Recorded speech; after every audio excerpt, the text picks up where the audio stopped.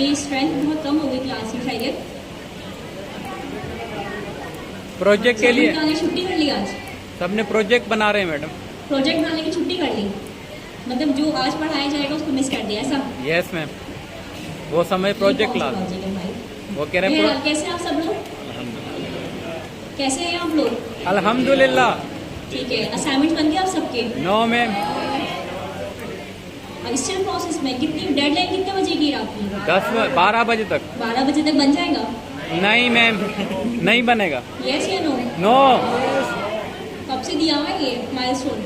5 दिन हुए मैडम, 5 तारीख को दिया है और हमने 5 तारीख को दिया है, 5 दिन हो गए। मतलब रोज भी अगर आप एक सेक्शन बनाते मैडम तो 3 दिन में तो कंप्लीट हो ही जाना था असाइनमेंट। हमने एक को 3 दिन दिए हैं। देखिए यही वजह होती है जब चीज़ों का बहुत लाइट लेते हैं ना कि हाँ कर लेंगे, कल कर लेंगे, थोड़ी देर बाद कर लेंगे, यही हुआ है। ऐसी होता है कि डेडलाइन सर पे आ जाती है। और ये सिर्फ एक आपकी यहाँ की बात नहीं है, ये प्रोफेशनल की बात है। अगर आप किसी जॉब पर हैं और आपको डेडलाइन दी गई है तो आप पहले बहुत रिलैक्स रहते हैं, फिर 11th साल पर जाके आपको याद आता है कि ये तो डेडलाइन थी हमारे ऑफिस की, ये कंप्लीट होना था असाइनमेंट, ये टास्क हमें। इसी तरीके से आप एग्जाम्स का भी सिचुएशन होती है, पता होता है पूरा साल एग्जाम होने हैं लेकिन फिर भी हम उसको लिंगर ऑन कर रहे होते हैं चीज़ों को। तो ये हैबिट थोड़ी सुधारें अपनी, लिंगर ऑन करने की चीज़ों को, वरना बड़े नुकसान में रहेंगे आप लोग। अब मैं देख रही हूँ क्लास की स्ट्रेंथ ऑलमोस्ट खत्म हो चुकी है बिल्कुल। बहरहाल मेरे साथ जो है पहले सर ओसामा थे, तो जिस तरह आपको पता है वो कुछ टाइम के लिए थे यहाँ पे, हमें कुछ कमिटमेंट्स वगैरह भी थी। तो अब जो है हमारे साथ जो है सर अली जवाद जो है वो कंटिन्यू करेंगे।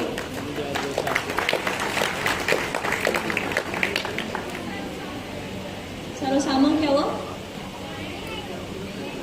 कंटिन्यू नहीं करेंगे मतलब नहीं आएंगे, कोई बात नहीं। टीचर्स को आगे जाता रहता है, आप लोगों ने कांस्टेंट रहना है, टीचर ने कांस्टेंट नहीं रहना, आप लोगों ने कांस्टेंट रहना है। किस चीज़ में? पढ़ाई में। आप लोगों को फर्क पड़ना ही चाहिए कि पढ़ाने वाला कौन है, क्योंकि पढ़ने वाला जब स्ट्रॉन्ग होता है तो कोई फर्क पड़ना ही चाहिए इस चीज़ से। ठीक है, अब थोड़ा सा अली जवाब अपना इंट्रोडक्शन देंगे, फिर हम स्टार्ट करेंगे अपना आज का लेसन। अस्सलाम वालेकुम। वालेकुम अस्सलाम।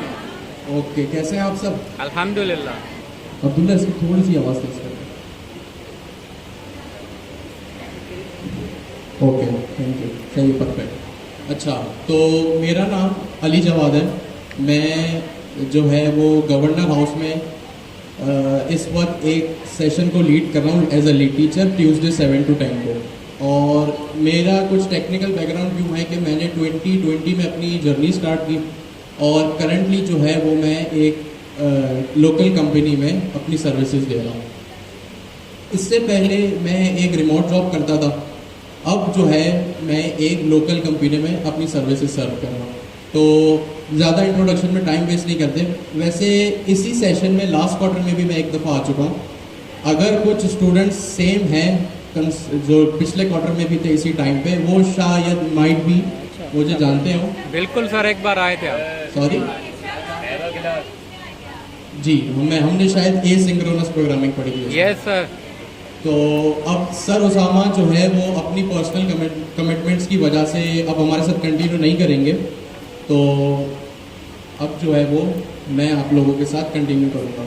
सर ओसामा के स्टैंडर्ड्स बड़े हाई हैं, मैं उसको मैच तो नहीं कर सकता, but I will try my best. ठीक है, तो अब सीधा सीधा काम की बात पे आते हैं। लास्ट क्लास में हमने जो है वो, अच्छा सब सेटल डाउन हो जाए, बातें बंद, सारा फोकस अब पढ़ाई में, जिसको जहां जगह मिल रही है बैठ जाए। ठीक है, लास्ट क्लास में आप लोगों का आर्टिफिशियल जनरल इंटेलिजेंस पे एक सेमिनार हुआ है और उस सेमिनार में आपने एक्सटेंसिवली इस चीज़ को देखा कि इस क्वार्टर में, सॉरी या इस कोर्स में और आर्टिफिशियल जनरल इंटेलिजेंस की पूरी दुनिया में क्या सिग्निफिकेंस होने जा रही है और ऑलरेडी क्या हो चुकी है। ठीक है, उससे पहले आप लोगों ने नेक्स्ट.जेएस को देखा और आप लोगों ने नेक्स्ट.जेएस को पढ़ा। इन दी एंड सर जिया ने एक मैसेज भी आपको दिया कि जो असाइनमेंट्स बनाएगा पहले 1000 लोग जो है वो क्वार्टर 3 में प्रमोट होंगे। अच्छा, अब सर जिया, सर अमीन, सर दानियल, सर कासिम, आप लोगों ने अगर लास्ट सेशन में देखा हो तो ये बड़े रिलैक्स, बड़े चिल मोड में रहते हैं। लेकिन जब पढ़ाई और काम की बात होती है तो ये किसी के नहीं होते, ये सिर्फ और सिर्फ रिजल्ट को देखते हैं। सही है। तो पहले जो 1000 आउट हमारे इस क्वार्टर में 15,236 स्टूडेंट्स हैं, उसमें से फर्स्ट 1000 स्टूडेंट्स जो है वो क्वार्टर 3 में प्रमोट होंगे। वैसे तो सभी हो जाएंगे, जो ऑफकोर्स जो प्रोजेक्ट बना के देगा, जिसकी प्रोग्रेस अच्छी होगी, जो हैकाथॉन को, एग्जाम्स को, चीज़ों को पास करेगा। लेकिन फर्स्ट 1000 में अगर आप लोगों का नाम हो तो ये बहुत अच्छी बात है। और आप लोग अगर फर्स्ट 1000 लोगों में हुए तो उसके बाद जो लोग आएंगे आप ऑफकोर्स उनके सीनियर होंगे। सही है। अब हो सकता है आप सीनियर हैं तो आपको कुछ लेवरेज मिले। अब लेवरेज क्या मिले, क्या मिल सकता है, ये मैंने कोड वर्ड में बोल दिया है, समझदारों को इशारा काफ़ी होगा। सही है। तो आज का जो, अब हम आ जाते हैं अपने टॉपिक पे। हम नेक्स्ट जेएस पढ़ रहे हैं और जाहिर सी बात है भाई, नेक्स्ट जेएस आपने देखा कि आपको किस तरह चीज़ों में हेल्प करता है। अब जाहिर सी बात है भाई, यूज़र जब भी आएगा वो सबसे पहले आपके ब्राउज़र पे, आपकी वेबसाइट पे आएगा, और उस वेबसाइट पे आएगा उसी वक्त आएगा जब उसको आपकी वेबसाइट जो है वो विजुअली अपीलिंग लगेगी।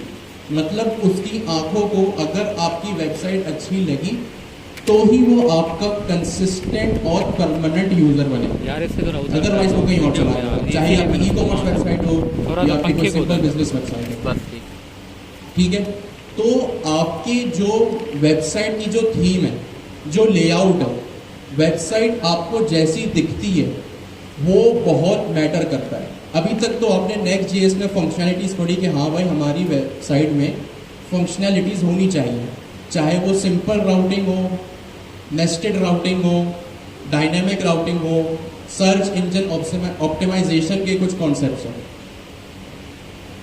वो आपकी वेबसाइट जितनी भी तेज क्यों ना हो, फंक्शनैलिटी में आपकी वेबसाइट 10 on 10 क्यों ना हो, अगर वो विजुअली अपीलिंग नहीं है, अगर वो आपके कस्टमर को आंखों को अच्छी नहीं लग रही, तो आपकी वेबसाइट का, फंक्शनैलिटी का कोई फायदा नहीं है। क्योंकि जब यूजर आएगा ही नहीं तो आप अपनी वेबसाइट की फंक्शनैलिटी बेचोगे किसको? सही है ना। तो आपकी वेबसाइट विजुअली अपीलिंग होनी चाहिए। ठीक है। इस चीज को हम कहते हैं UI। UI stands for user interface. User interface मतलब यूजर को क्या दिख रहा है, इंटरफेस क्या है उसके सामने, लेआउट क्या है उसके सामने। अगर वो अच्छा नहीं होगा तो सॉरी। ठीक है। अब हम कैसे करें इस यूजर को अपनी लेआउट को अच्छा। आपने HTML पढ़ी। HTML क्या है? आपके प्रोजेक्ट का स्ट्रक्चर है या स्केलेटन है। सही है। CSS भी एक चीज होती है जो आपकी वेबसाइट को विजुअली अपीलिंग बनाती है। यानी आपकी वेबसाइट दिख कैसी रही है, अगर कोई बटन है तो वो बटन किस तरह का दिख रहा है, कोई इमेज है, कोई सेक्शन है, वो किस तरह का दिख रहा है, ये चीज होती है CSS से। आपकी बॉडी का स्केलेटन है वो HTML है। आपने कोई एक नया घर खरीदा, उसकी सिर्फ 4 दीवारें हैं और कुछ भी नहीं है उसमें। इट मीन्स वो जो 4 दीवारें हैं ना, वो आपके घर का HTML है, स्ट्रक्चर है। अब आपका घर दिख कैसे रहा है?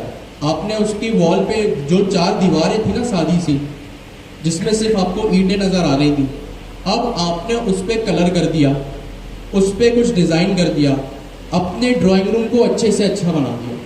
ये जो आपने इफेक्ट दिया ना कि हाँ अब आपके घर में कोई भी आएगा उसको आपका घर अच्छा लगे, वो बोलेगा यार क्या घर है, ये चीज है CSS। कि आपकी जो स्ट्रक्चर है उसको कितनी अच्छी विजुअली प्रेजेंस मिल रही है। तो CSS क्या होता है आप लोगों को पता है कि विजुअली अपीलिंग आपकी वेबसाइट को, मतलब आपके लेआउट को अच्छा बनाता है। फिर जावास्क्रिप्ट की बारी आ जाती है। जावास्क्रिप्ट जो आपकी वेबसाइट को फंक्शनल करती है। अगर कुछ बटन के क्लिक पे या यूजर की हरकत पे हमें कुछ भी करना है तो वो जावास्क्रिप्ट से होगा। जैसे आप अपने घर में क्या फंक्शनलिटीज कर सकते हैं कि आपका जो डोर है वो स्लाइडिंग डोर हो, तो स्लाइडिंग डोर का क्या मतलब होता है? लेफ्ट टू राइट जाएगा, राइट टू लेफ्ट जाएगा। ये जो इसकी फंक्शनलिटी है ना, ऑफ कोर्स ये जावास्क्रिप्ट से अचीव होगी। तो HTML, structure, CSS for layout and JavaScript functionality. अच्छा, अब हम क्या करेंगे? हाँ भी हमने CSS की बात की, क्या हम वेनिला CSS या प्लेन CSS लिखेंगे? हम लिखेंगे टेलविंड CSS। कौन सा फ्रेमवर्क यूज करेंगे? Tailwind CSS। अच्छा, अब टेलविंड CSS क्यों यूज करेंगे? टेलविंड CSS पहले तो है क्या? टेलविंड CSS एक जो है वो आपके पास CSS का फ्रेमवर्क है। जैसे आप Next.js पढ़ रहे थे, Next.js क्या है? रिएक्ट का फ्रेमवर्क है। इसी तरह टेलविंड CSS के CSS का फ्रेमवर्क है। और आपने ये देखा कि जब भी आप किसी फ्रेमवर्क को यूज करते हैं, फ्रेमवर्क आपके काम को आसान बनाने के लिए मौजूद होता है। जैसे आपने राउटिंग देखी, आपने राउटिंग कितनी आसानी से कर ली। सिर्फ एक फोल्डर बनाया, उसमें page.tsx की फाइल बनाई, बात खत्म, राउटिंग हो गई। अगर ये सेम काम आपको सिर्फ रिएक्ट में करना पड़ता, आपको मैनुअली हर स्टेप से गुजरना पड़ता।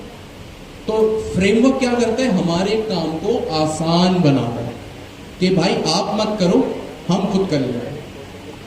तो टेलविंड CSS के CSS का फ्रेमवर्क है। अब ये CSS में हमारी किस तरह से काम आसान करेगा? अच्छा, जिस तरीके से बात हुई टेलविंड CSS की, आप लोगों ने प्लेन CSS जैसे वेनिला कहते हैं, यानी कि कोर CSS जब आप लिखते हैं उसको वेनिला CSS कहते हैं, ठीक है? कंफ्यूज मत होइएगा वेनिला के वर्ड से। अच्छा, जब आप लोग CSS लिखते हैं प्लेन, तो रिस्पॉन्सिव की किसी ने प्लेन CSS के अंदर? रिस्पॉन्सिव किए? रिस्पॉन्सिव करने के लिए क्या यूज़ करते हैं आप लोग? मीडिया क्वेरी यूज़ करते हैं, ठीक है? अब जो लोग जिन्होंने यूज़ किया वो लोग जवाब दें, जिन्हें नहीं पता वो सुन लें। तो रिस्पॉन्सिव बेसिकली होता क्या है कि आप स्क्रीन साइज पे देख सकें, यानी कि आप अपने मोबाइल पे देख सकें, अपने लैपटॉप पे देख सकें, अपने डेस्कटॉप पे देख सकें, यानी हर तरह की स्क्रीन साइज पे देख सकें। क्योंकि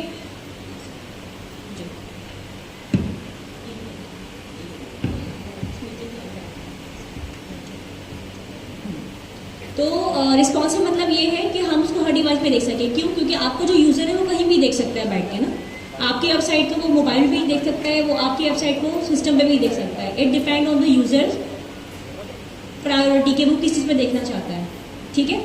तो अब जो है, अगर आप लोग सिर्फ कोर CSS यूज़ करते हुए जाके रिस्पॉन्सिव करेंगे उसको कि भाई यूज़र किसी भी पेज पे जाके देख सके, उसको किसी भी साइट पे देख सके, व्यू पोर्ट पे, तो फिर आप लोग मीडिया क्वेरी का यूज़ करेंगे। मीडिया क्वेरी यूज़ करने के लिए आपको क्या करना पड़ता है?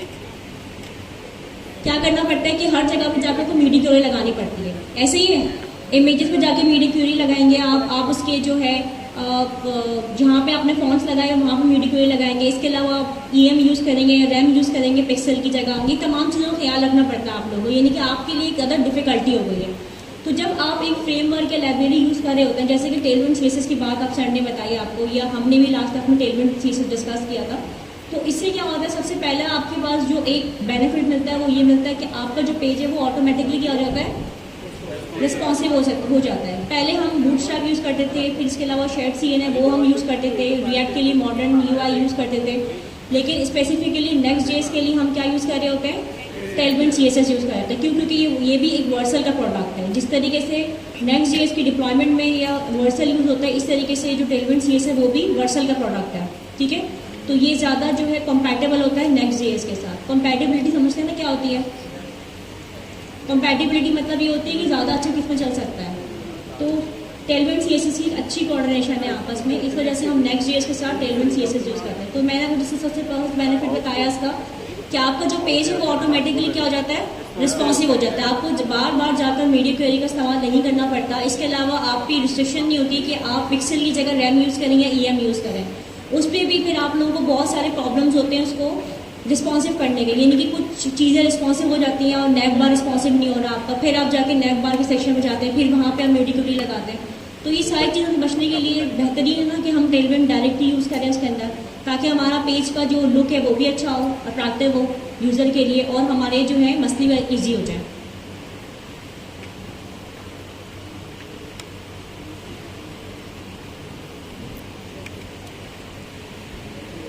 तो हम टेलविंड CSS यूज़ कर रहे हैं। अब आप सवाल पूछ सकते हैं भाई जब इतने सारे फ्रेमवर्क्स हैं, जैसे अभी मिस ने नाम भी कर लिए कि बूटस्ट्रैप है हमारे पास बूटस्ट्रैप है, मटेरियल UI, हमारे पास और भी बहुत सारे CSS के फ्रेमवर्क्स हैं।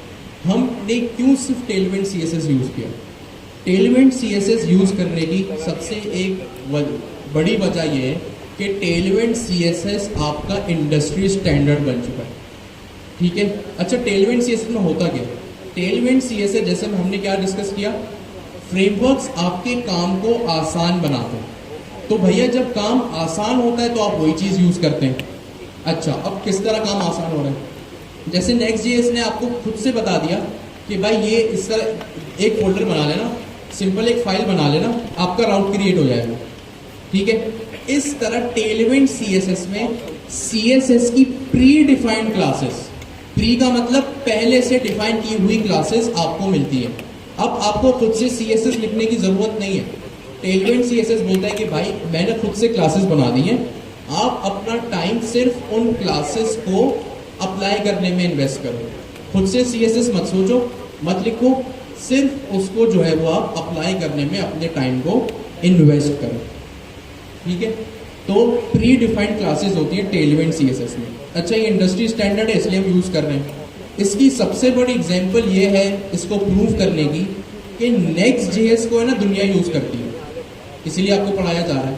Next.js को अब पूरी दुनिया यूज़ करती है। जब आप Next.js का एक फ्रेश प्रोजेक्ट इंस्टॉल करते हैं ना, तो Next.js खुद आपसे पूछता है कि क्या आपको टेलविंड CSS चाहिए, ऐसा है कि नहीं?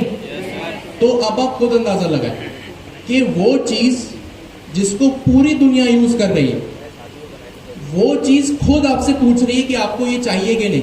तो अब आप सोचें कि टेलविंड CSS का सिग्निफिकेंस कितना है कि एक मेजरली यूज होने वाली चीज Next.js खुद आपसे पूछ रही है भाई कि आपको टेलविंड CSS चाहिए कि नहीं। वो क्यों किसी और दूसरे फ्रेमवर्क का नहीं पूछ रही? तो टेलविंड CSS की जो है भाई आपके पास ये सिग्निफिकेंस है। अच्छा, अब आज का हमारा टॉपिक टेलविंड CSS का इंट्रोडक्शन आपको पता ही था, मैंने दोबारा थोड़ा सा दे दिया। अब आज का जो हमारा टॉपिक है वो है flexbox layout using Tailwind CSS। अच्छा जी, अब आप जब अपनी वेबसाइट डिजाइन करने बैठते हैं ना, तो आपके पास दो तरह के लेआउट्स अवेलेबल होते हैं। एक होता है ग्रिड लेआउट, दूसरा होता है फ्लेक्स बॉक्स, ठीक है। एक होता है ग्रिड, दूसरा होता है फ्लेक्स लेआउट, फ्लेक्स बॉक्स। जो आपके लेआउट्स बनते हैं अब आज की CSS में, वो बनते हैं फ्लेक्स बॉक्सेस से, ठीक है। फ्लेक्स बॉक्स की क्लासेस यूज करके आप जो है वो अपना लेआउट बनाते हैं, ठीक है। अब हम डिस्कस करते हैं कि भाई ये लेआउट वगैरह होता क्या है। किसी का कोई सवाल है यहाँ तक?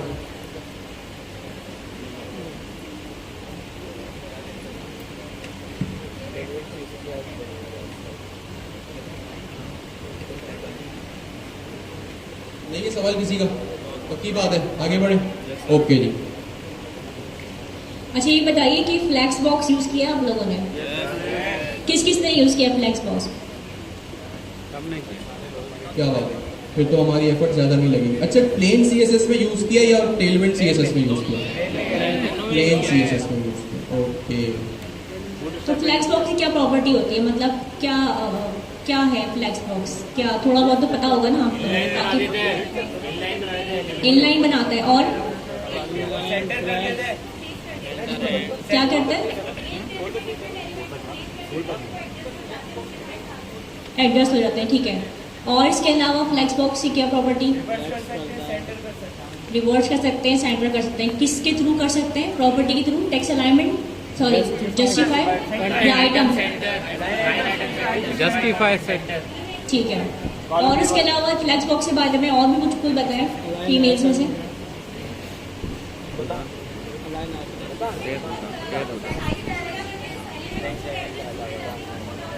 ठीक है। और अगर हम वेट देते हैं इसके अंदर तो क्या होता है, वेट किस तरह देनी पड़ती है? अगर फॉर एग्जांपल मेरे पास 4 है, यहाँ पे 4 डिव बनाए हुए हैं, 4 बॉक्सेस बनाए हुए मैंने, और मुझे उसको वेट देनी है, तो मैं किस तरह दूंगी उसको?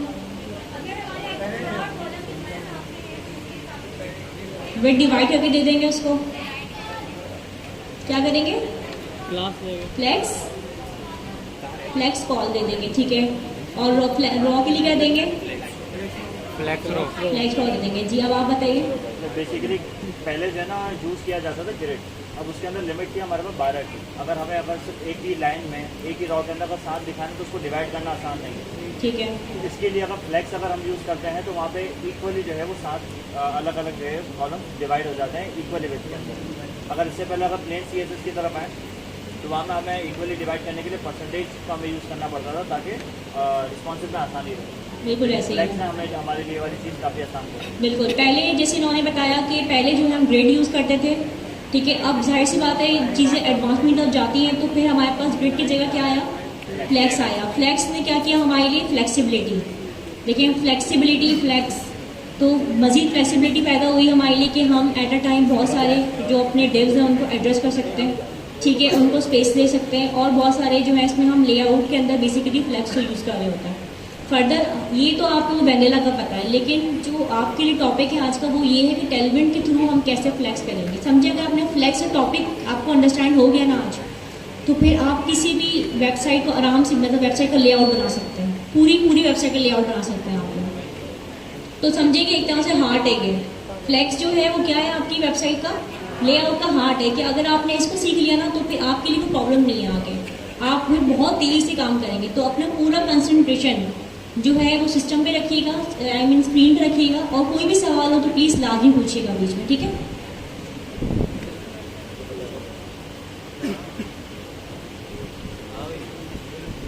ओके जी, आप लोगों को Next.js की एप्लीकेशन की इंस्टॉलेशन तो आती होगी, बट एक छोटा सा ट्विस्ट है कहानी में। वो ये है कि 3 हफ्ते पहले Next.js ने अपना एक लेटेस्ट वर्जन रिलीज किया, 15। ठीक है, Next.js 15। हमने जब इस क्वार्टर को शुरू किया था तो हम 14 पे थे। अच्छा 15 रिलीज तो हो गया, बट अभी React.js 15 जो है वो स्टेबल नहीं है। और जब भी मार्केट में कोई चीज़ स्टेबल नहीं होती ना, अनस्टेबल होती है, तो आप उस पर कभी भी काम नहीं करते। तो आज के बाद से जब भी आप Next.js की एक नई एप्लीकेशन बनाएंगे, आप एक स्पेसिफिक वर्जन के साथ बनाएंगे। आप कभी भी जो है वो लेटेस्ट वर्जन नहीं बनाएंगे। मैं सिर्फ अभी फिलहाल इस क्वार्टर की बात कर रहा हूँ। होपफुली Next.js वाले इसको 1-8 महीने में फिक्स कर देंगे या इसको स्टेबल कर देंगे। जैसे ये स्टेबल हो जाएगा हम लेटेस्ट वर्जन पे आ जाएंगे, ठीक है। अभी के लिए हम एक स्पेसिफिक वर्जन को यूज़ करेंगे। एप्लीकेशन की इंस्टॉलेशन के लिए सबसे पहले आप लिखेंगे npx, हर चीज़ से मैं पूरी कमांड से मैं बस एंड में थोड़े से चेंजेस है, npx स्पेस create-next-app, यहाँ तक सब सेम रहेगा। आज तक आप क्या करते थे, ये लिखते थे, एंटर कर देते थे, लेटेस्ट वर्जन आपके पास इंस्टॉल हो जाता था, सही है। अब एक आप काम ये करेंगे एडिशनल कि जैसे ही आप ये कमांड लिखेंगे, इसके फौरन बाद विदाउट एनी स्पेस, बगैर कोई स्पेस दिए कुछ भी किए, आप लिखेंगे एक @ का sign, npx create next app @14.2.2। ये आपने क्या किया, Next.js को बताया, आपने कहा npx भाई मेरी एक Next.js की एप्लीकेशन को क्रिएट करो, @ के बाद उसका आपने वर्जन बताया कि भाई Next.js का मेरे पास एक प्रोजेक्ट इंस्टॉल करो जिसका वर्जन ये, और यहाँ पे मैंने एंटर कर दिया। अब आपको पता है ये आपसे पूछेगा कुछ सवाल, मैं इसको यस कर देता हूँ। अच्छा, अब आप लोगों को नज़र नहीं आ रहा होगा क्योंकि कलर इसका चेंज हो गया, पता नहीं क्यों। यहाँ पे इसने लिखा है प्रोजेक्ट नेम, मैं इसको डिफॉल्ट कर देता हूँ। टाइप स्क्रिप्ट मैंने किया यस, ESLint यस। अच्छा, अब सबसे इंपॉर्टेंट बात जो अभी हमने 2 मिनट पहले डिस्कस की, ये मुझसे सवाल पूछ रहा है, would you like to use Tailwind CSS। अभी हमने क्या डिस्कस किया, Next.js को दुनिया यूज करती है, और जो दुनिया यूज कर रही है वो खुद आपसे पूछे टेलविंड CSS चाहिए, मैं इसको बोल दूंगा यस, ठीक है, मैंने इसको कर दिया यस। फिर ये मुझसे सवाल पूछ रहे हैं, हर सवाल को हम डिफॉल्ट जाने देंगे। अभी मेरे पास एक Next.js एप्लीकेशन की इंस्टॉलेशन शुरू हो गई है, ये जैसे ही शुरू होते हैं हम अपनी पढ़ाई को आगे कर जो है वो बढ़ाएंगे। अच्छा, आज के बाद जब भी आप लोग क्लास में आए, होपफुली आपकी ये प्रैक्टिस होगी, तो मैं भी आपको एक बता दूं ऐसे ही कि जब भी क्लास में आए Next.js का एक फ्रेश प्रोजेक्ट इंस्टॉल करके, ताकि जब भी आप यहाँ आए आपको इंस्टॉलेशन में टाइम ना लगे, और एक ही प्रोजेक्ट में सारे काम मत कीजिए, ताकि कल को जाके आपको खुद जब आप अपना प्रोजेक्ट देखें तो आपको ये जहन में सवाल ना आए कि भाई कौन सी चीज़ कहाँ चली गई। तो हर चीज़ घर से पहले करके लाए, नया project install with this version. मैं ये कमांड दोबारा यहाँ पे लिख देता हूँ, आप लोग इसको चाहे तो कॉपी कर सकते हैं।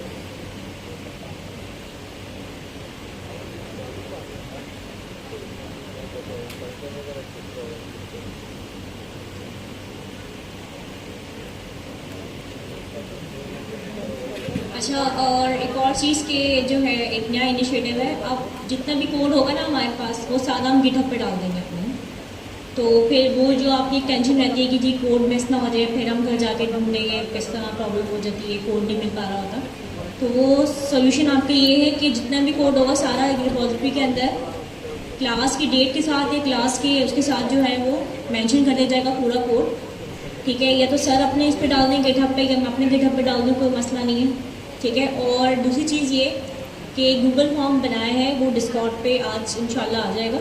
तो जो असाइनमेंट्स आपने क्लास 1 से किए थे, जो भी हम लोगों ने असाइनमेंट्स बनाए थे, पहले हमने एक सिंपल एक वेब पेज का बनाया था, याद है असाइनमेंट 1। असाइनमेंट 2 हमने एक आर्टिकल लिखवाया था जिसमें हमने डिफरेंस बताया था कि जो है क्या डिफरेंस है बिटवीन Next.js एंड React.js।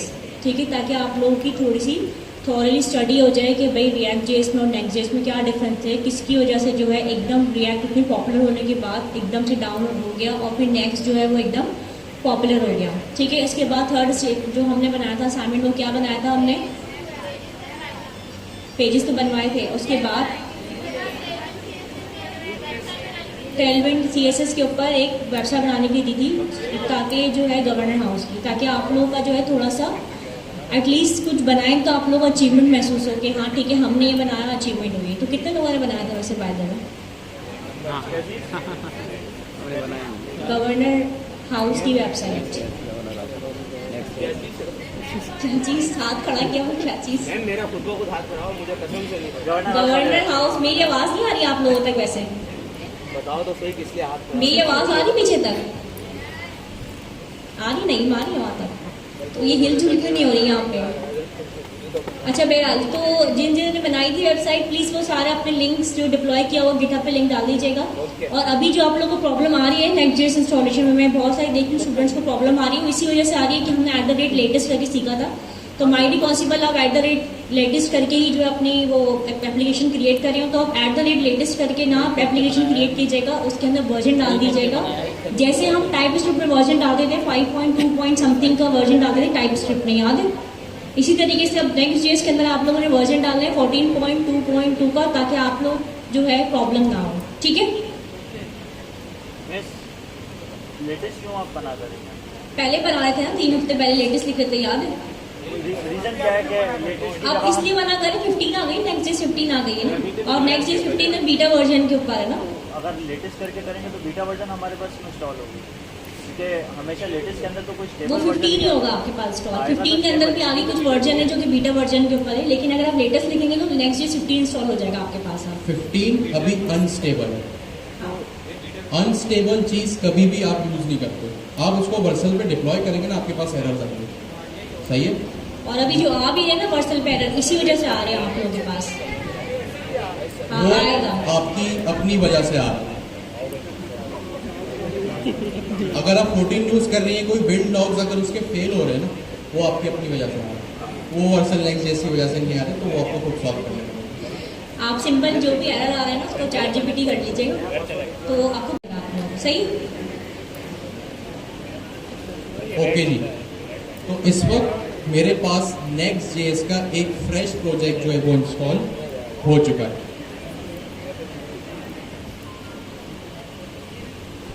ठीक है, ये देखें, ये इसका है एक अदर प्रोजेक्ट स्ट्रक्चर। देखें, इसमें SRC ऐप है।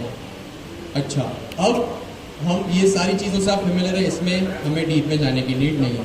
अब आप मुझे एक बात बताएं, चले SRC ऐप है, इसके अंदर मेरी कौन सी ऐसी फाइल है जो मेरा एंट्री पॉइंट होगा? page.tsx मेरा जो है वो इस प्रोजेक्ट का एंट्री पॉइंट होगा। एंट्री पॉइंट मतलब कि मेरा प्रोजेक्ट जो है वो मेनली कहाँ से शुरू हो रहा है। अगर मैं इसका एक नॉर्मल इस तरह का एक व्यू देखूं तो आपको कुछ इस तरह ही यहाँ पे मिलता होगा। ठीक है, इन सब चीज़ों से आप फेमिलियर हो। ठीक है,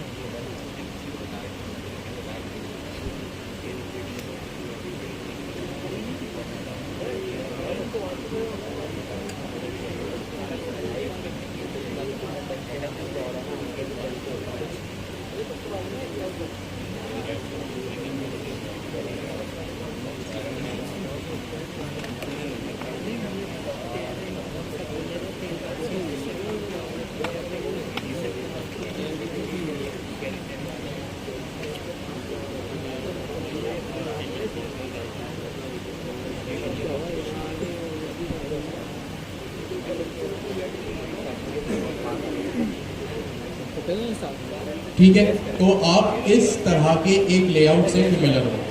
ठीक है, अच्छा यहाँ पे देखिए एक चीज लिखी है, get started by editing src/page/page.tsx, यानी ये खुद भी आपको बता रहा है कि भाई अपनी एडिटिंग जो स्टार्ट करनी है या अपने प्रोजेक्ट में कुछ भी चेंजेस स्टार्ट करने हैं, कोडिंग लिखना स्टार्ट करनी है, तो वो इस src/page.tsx से आप स्टार्ट करेंगे।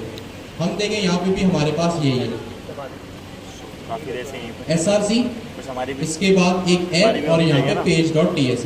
तो हम यहीं पर हैं और हम यहाँ पे आके फिलहाल सारा कोड जो है वो रिमूव कर देते हैं और हमने कर दिया। ठीक है, और जब हम यहाँ पे आएंगे तो देखिए हमारी जो एप्लीकेशन होगी वो बिल्कुल क्लीन होगी। ऑफ कोर्स ये अभी एक मुझे मसला करेगा, यहाँ पे मैंने लिख दिया हेलो, सही है। तो देखिए मेरे पास यहाँ पे बिल्कुल स्मॉल लेटर्स में जब मैंने इसको जूम कर दिया तो यहाँ पे हेलो लिखा आ रहा है। ये वही हेलो है जो मैंने SRC, ये देखिए, अब आप थोड़ा नोट करें मेरा कर्सर कहाँ पर है, मेरा कर्सर दिख रहा है आपको, ये देखिए यहाँ पे सबसे पहले SRC लिखा हुआ है, फिर ऐप लिखा हुआ है और इसके बाद page.tsx लिखा हुआ है। हम उसी फाइल में अभी स्टैंड कर रहे हैं। अच्छा, अब शुरू करते हैं टेलविंड CSS से। आपने जब प्रोजेक्ट इंस्टॉल किया तो टेलविंड CSS आपने इंस्टॉल की। अब टेलविंड CSS की इंस्टॉलेशन हम देखें कहाँ कि वो सही से हुई भी है कि नहीं। इसके लिए आप यहाँ पे आएंगे, एक आपके पास और फाइल होगी globals.css के नाम पे। ठीक है, आप globals.css की फाइल में आए और आपके पास यहाँ पे 3 लाइन लिखी हुई, Tailwind base, Tailwind components, Tailwind utilities. ये क्या है, क्यों है, इसकी हमें डिटेल में जाने की नीड नहीं है। अगर ये 3 चीज़ें आपके पास लिखी हुई हैं, इट मीन्स आपकी इंस्टॉलेशन जो है वो वेरीफाइड है। इसको वेरीफाइड करने के एक दो तरीके और हैं। एक तो आप globals.css में आके देख लें कि आपके पास ये 3 चीज़ें लिखी हुई हैं कि नहीं। दूसरी चीज़, आप अपने फोल्डर स्ट्रक्चर में आइए और यहाँ पर देखिए आपके पास एक सेकंड लास्ट में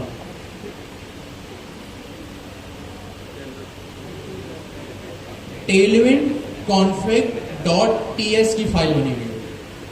ये 2 चीज़ें जिससे आप वेरीफाई कर सकते हैं कि आपकी इंस्टॉलेशन सही हुई है कि नहीं। सही है, अभी हमारे पास ये है तो हम यहाँ पे इसको चला लेते हैं। अभी ये जो नीचे जो बाकी का कोड लिखा हुआ है इसको फिलहाल आप हटा दीजिए, मैंने हटा दिया, आप भी हटा दीजिए, कोई बात नहीं। ठीक है, अब मैं यहाँ पे आ गया हूँ। इसको एक और तरीका वैसे तो हो चुका है, यहाँ पे लिखिए क्लास नेम और यहाँ पे एक क्लास दे दीजिए टेलविंड CSS इस तरह से, जो आपने रेड कलर दे दिया, यहाँ पे ये अप्लाई हो रहा है। वेरी वेल डन, आपकी टेलविंड CSS यहाँ पे इंस्टॉल हो गई। अच्छा, अब हम शुरू करते हैं फ्लेक्सबॉक्स। अच्छा, फ्लेक्सबॉक्स स्टैंडर्ड बन चुका है CSS लिखने में। सही है, पहले क्या होता था, एक डिस्प्ले, आप टेलविंड सीएसएस आप उसी वक्त पढ़ पाएंगे जब आपको सीएसएस आती हो। सही है, अगर सीएसएस नहीं आती तो आई एम सॉरी, आप लोगों को ये वीडियोस प्रोवाइड कर दी गई थी, इंटरनेट पे भी बेतहाशा रिसोर्सेज मौजूद हैं। अगर आपने अभी तक सीएसएस नहीं सीखी तो आपको थोड़ी मुश्किल होगी, लेकिन अगर आती है जिसको सीएसएस तो कोई बात नहीं। सही है, अच्छा सारी बातें बंद, सारा फोकस स्क्रीन पे होगा। अच्छा हम टेलविंड सीएसएस पढ़ रहे हैं उसमें फ्लेक्स बॉक्स।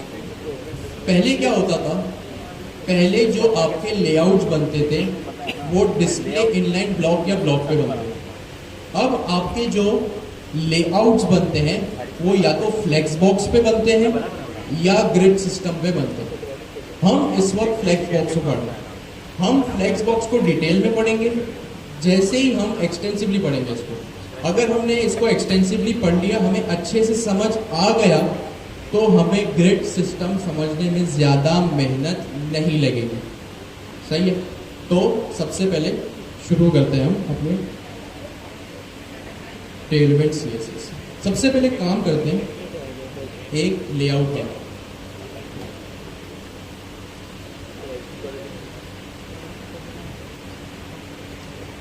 ठीक है, यहां पे मैं आऊँ। अब आप मुझे एक बात बताएं, सपोज करें ये एक मेरा वेब पेज है, बड़ा सा बॉक्स। सही है, ये मैंने एक बॉक्स बना दिया, ये मेरा एक जो है वो वेब पेज है। अब वेब पेज में क्या क्या चीजें होती हैं भाई? सबसे पहले एक अदद होता है मेरे पास नेविगेशन बार। सही है, फिर मेरे पास एक चीज होती है सबसे एंड में फुटर। नेविगेशन बार बोल रहे हैं, अब इसको नेव बार बोल रहे हैं, हेडर बोल रहे हैं, एक ही बात। बीच में मेरे पास कुछ और मजीद लेआउट्स होते हैं जो इस तरह बेस करते हैं कि भाई एक लाइन है, उसमें दो कंपोनेंट्स इस तरह से आ रहे हैं। फिर नीचे एक सेक्शन है जिसमें 3 कार्ड्स कुछ इस तरह से बने हुए हैं। ठीक है, ये आपने हर वेबसाइट पे देखा होगा। अब इसकी थोड़ी सी हम टेक्निकल डिस्कशन में जाते हैं। आपके पास सबसे पहली चीज जो आपको याद रखने की है फ्लेक्स बॉक्स से पहले, कि भाई आपका जो एक वेब पेज होता है ना, जैसे हमने ये बनाया शुरू से लेके आखिर तक, इसको एक और बात, ये जो भाई आपका वेब पेज है ना, ये 12 कॉलम्स के ऊपर निर्भर करता है। Your web page consist of 12 column. सही है, इस बात को याद रखें। जब भी आप कोई वेब एप्लीकेशन बनाना शुरू करते हैं, तो आप कोई भी सेक्शन भी बनाना शुरू करते हैं, तो सबसे पहले उसको लेआउट्स में ब्रेक करें। कितने कॉलम्स में वो बन रहा है उसमें आप उसको तोड़ दें।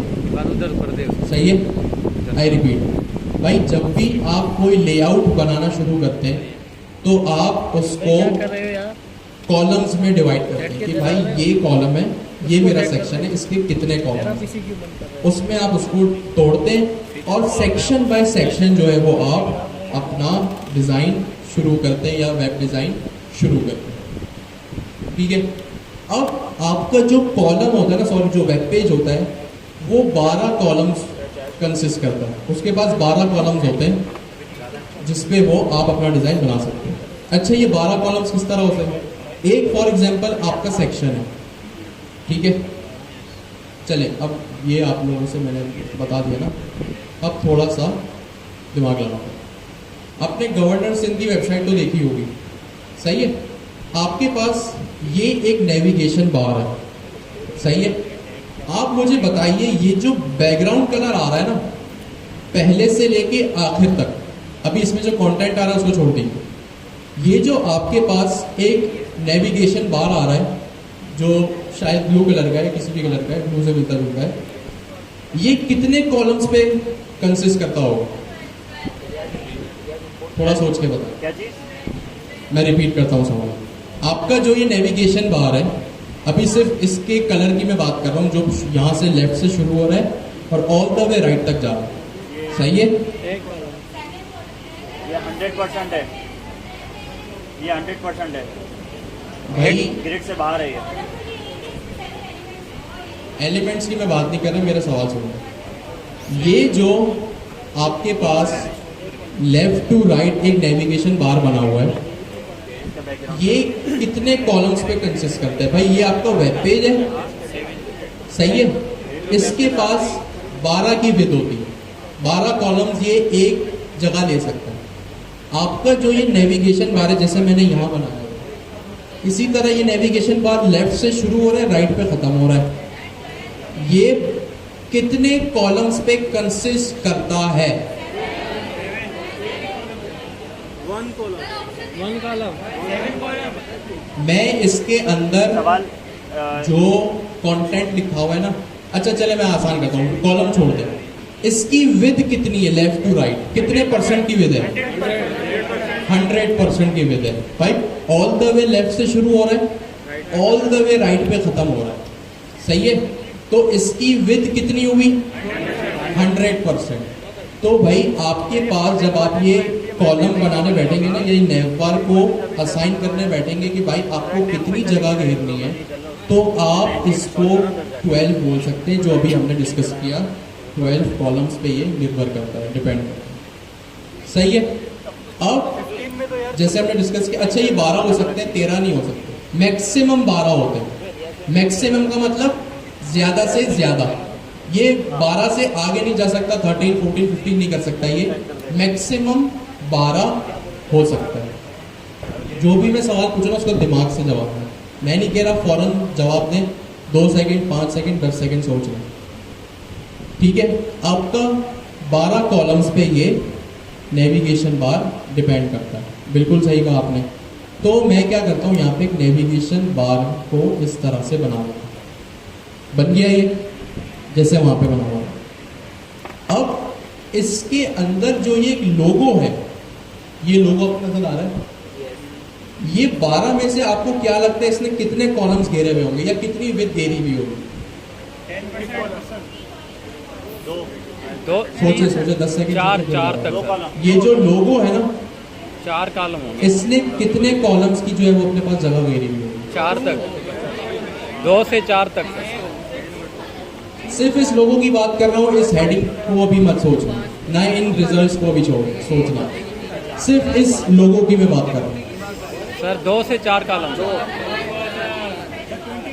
सही है, दो, सही है। 5 और 5। तो आप लोगों का गैस बिल्कुल सही है, कोई 1 बोल रहा है, कोई 2 बोल रहा है, आप लोगों के अपने दिमाग के ऊपर। तो मैं ये काम करता हूँ, इस तरह से एक यहाँ पे नेविगेशन, सॉरी एक लोगो बना लेता हूँ, सही है। अब आप मुझे एक बात बताएं, इसने कितनी जगह घेरी होगी इस हेडिंग ने? 5। सही है। कोई 4 बोल रहा है, कोई 5 बोल रहा है, तो यहाँ पे मैं इसको इतनी स्पेस दे दूंगा, सही है। अब आपने क्या कहा, हमने इसको रखा फॉर एग्जाम्पल, जो हमारा लोगो था उसको हमने 2 पे रखा,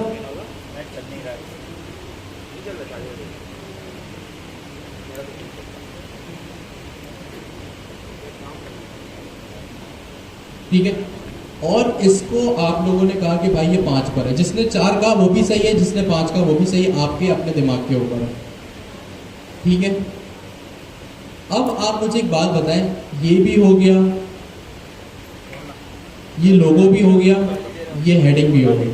अब ये जो राइट में लिंक्स आ रहे हैं, इसकी क्या विड्थ होगी? 8 सोच तक। के बताएं, 4 के 5, 6, 10, 15, 8 क्या से चीज? 8 तक। कौन सा वाली कह रहे हैं? ये जो नेविगेशन बार के 8 लिंक्स तक, आ 8 रहे हैं यहाँ तक। पे, जो रिजल्ट बचा 5 कितना बच गया? 2 + 5 कितने होते हैं? 7। तो इसको कितनी जगह मिली? 8। 5। Very nice. तो हमारे पास ये जो चीज हुई, ये 12 कॉलम्स पे कंसिस्ट हो गई, सही है। 2 + 5 7 और +5 12, ठीक है। अच्छा, अब ये आप लोगों के अपने दिमाग के ऊपर है, आप इसको किस तरह जो है वो हैंडल करते हो। मे भी आप लोग अपना दिमाग लगाएं कि भाई आपको, अच्छा चले छोड़े, अब इसकी डिस्कशन में बाद में जाऊंगा। इसके बाद आपको ये हीरो सेक्शन दिख रहा है, ये हीरो सेक्शन होता क्या है वैसे? जब भी आप किसी वेबसाइट पे जाते हैं ना, तो बगैर स्क्रॉल किए, बगैर कोई स्क्रॉल किए, अभी मैंने इसमें कुछ स्क्रॉल नहीं किया, जैसे मैं इस वेबसाइट पे गया, बगैर कुछ स्क्रॉल के सबसे पहले जो मुझे चीज दिखती है ना, उसको हम हीरो सेक्शन बोलते हैं। सही है। अब ये मुझे एक बात बताएं, मेरा जो लेआउट है, मेरा जो सेक्शन है, वो 12 कॉलम्स पे डिपेंडेंट है। सही है। मुझे एक बात बताएं, ये जो लेफ्ट सेक्शन है ना, ये एक लेफ्ट सेक्शन है मेरे पास, एक राइट सेक्शन है मेरे पास, आपके सामने है ना। यहाँ 2 हिस्सों में ये लेआउट डिवाइडेड है। कितने हिस्सों में डिवाइडेड है? 2। किसी को इख्तिलाफ है कि 1 में ही है या 3 में, 4 में? 2 में ये सब एग्री है इस बात पे? सही है। 2 में ये डिवाइडेड है। अब मुझे एक बात बताइए, ये जो आपका लेफ्ट सेक्शन है ना, आपको क्या लगता है इसके कितने हिस्से? 2 3 डिव लग रहे हैं। सही है। ये तो बहुत अच्छा है, आपने ज़बानी कोड ही बता दिया। अभी ये कितने सेक्शन में डिवाइड है? सेक्शन ये लेफ्ट सेक्शन है, एक राइट सेक्शन है। 2 सेक्शन में। आपके पास 12 कॉलम्स की जगह है। आपको क्या लगता है इनकी कितनी विड्थ है?